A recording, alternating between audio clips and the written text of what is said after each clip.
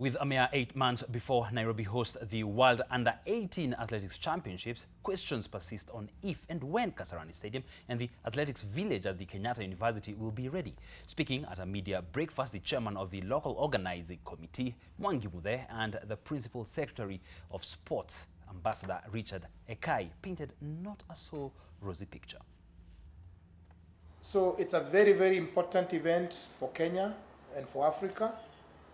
And we must make sure, as a country, we put our best foot forward to make sure the event succeeds.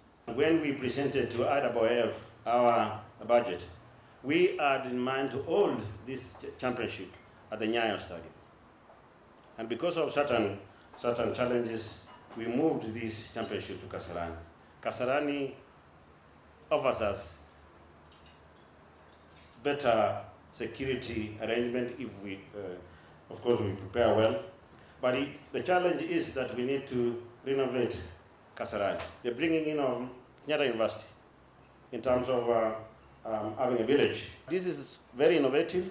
This is something that IAAF is very, very happy about. We hope, because I think a budget of around 700 million shillings is required. And again, this was not part of the original budget.